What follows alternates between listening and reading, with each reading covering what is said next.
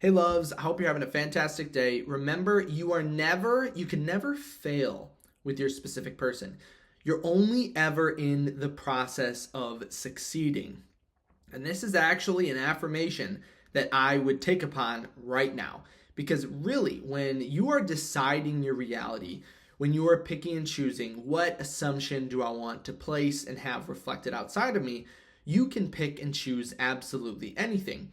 And in the same way that nothing outside of you has a positive or negative value, in the idea of, I believe it was congruency, or the idea of reframing, we can always change and reflect and have anything in our external reality mean absolutely anything we want. And I will say, even if it feels like failing, you are absolutely not. In almost, not even almost, every single one of my coaching sessions, I've had people tell me, it feels like I'm failing. I feel like this is happening that doesn't align with my outcome. How are they going to talk to me because of blank, blank, blank, a million different circumstances.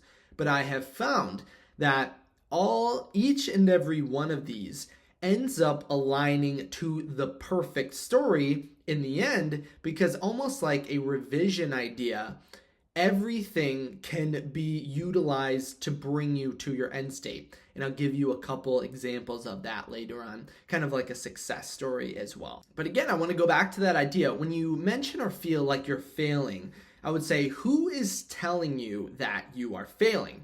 And you'd have to say, it's only me, right? You're the only one that can place the value upon that in your external reality. And also remember, throughout the entire process, our logical mind is going to attempt to create a makeshift linear line that feels as if it's the quickest way to our manifestation, and that's the line that our mind wants to follow. And anytime any deviation happens in this line that we made up with our logical mind, we just worry a lot. We have a lot of fear, we have a lot of anxiety. But remember what Neville Goddard said, and I believe Joseph Murphy said this as well. You're never ever meant to know how or when your manifestation is going to show up. So that how is what we are looking at. And in the same way, if you guys are OG followers, you've seen, or subscribers from the original, from the beginning, one of my early videos, I mentioned a topic or idea about a GPS system, right? We could take out a map and we could draw a line.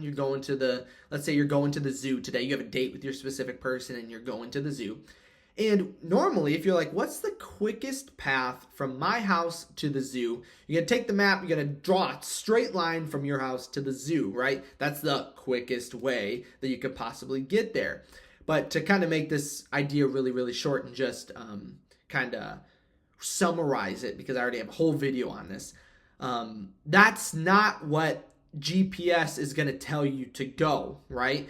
The Google Maps, Apple Maps is going to have you take a totally weird and wild chase or zigzag to the zoo where you're going to meet with your specific person. And on the surface, your logical mind thinks that makes sense with the GPS, right? Because we have to go on the roads. We have to take the road that gets us there the quickest. Sometimes we have to avoid road closures. And if we were to draw and just drive a straight line to the zoo, we're going to run through houses, we're going to run through trees, we're going to run through lakes. It's going to take a lot longer, and it's going to we're going to find ourselves in a bunch of problems just trying to run straight there.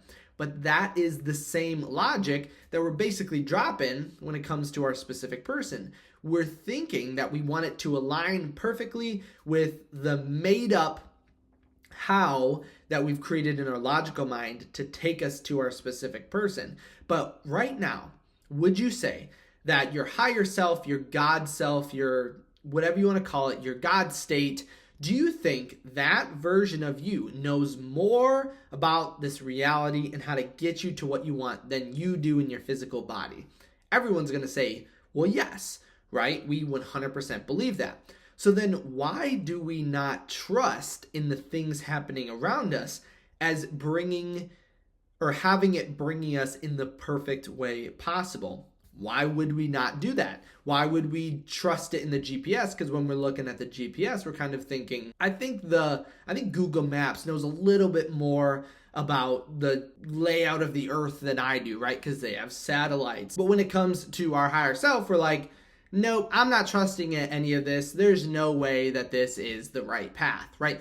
And just thinking about it, it does seem very bizarre or strange that we would ever think that. But then that goes into the instance and the trust and faith that we want to have when it comes to our manifestation. When you are failing, that's just, again, you seemingly finding that your reality is not aligning on that perfect path that you have created out of thin air, right? Because again, we're never meant to know how we get our manifestation. We're only meant to focus on exactly what we want, and then our subconscious mind is going to take the rest. We don't have to worry about it.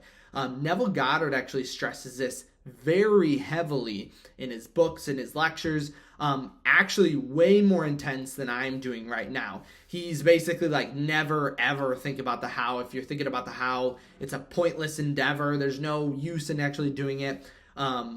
Again, and I'm giving you the light version here, but you are never meant to know how to get there. It's kind of like you're trusting in that GPS to bring you in the perfect way possible.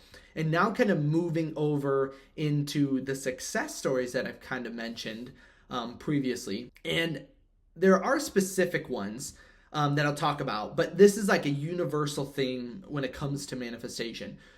Because think about your life as it is right now. If you were to go back in time from when you're 5 years old, and I said, all right, now you are going to predict every outcome that is going to happen in your life, would you be able to do that? You'd be like, well, no, that would be way too difficult at 5. Well, one, I can barely talk at 5. But you would be like, that is really, really difficult to do because things happened that were so great to me that I didn't realize were great when it was actually occurring. But this is what's happening with your specific person, right? These amazing, great, awesome, magnificent things are happening, but we're not labeling it in that way because we're thinking that it's not aligning with the process. And the success story that I actually have for you today actually goes upon the idea that no contact actually boosted this person to be with their specific person. And a lot of times that happens in a positive way to help us get into the state. So this person was manifesting their SP and they ended up going, things were happening. Obviously, it felt like not the greatest because again, the theme of this is we feel like we're failing, but we're actually succeeding. So this person was really feeling like they weren't doing great, which resulted in them and their specific person going no contact. But in this case, I kept reiterating, and I was that beacon of light like I am right now for you guys, that everything is fine. Who is saying this no contact isn't the perfect way to get your specific person? And so this person, at the beginning, obviously it's kind of iffy with the whole thing of going into no contact, but I'm like, let's brainstorm and kind of reframe all of, I don't know why I put air quotes in that, reframe this whole thing of how can it actually be working out in our favor? Because again, everything is, if you're assuming the state, everything is working out in your favor perfectly. So I had this person begin to reframe. Again, they still kind of had anxiety during the process, which I think is actually a good thing to note because remember this person manifested while also kind of having anxiety about the situation because your thoughts don't manifest, your assumptions do.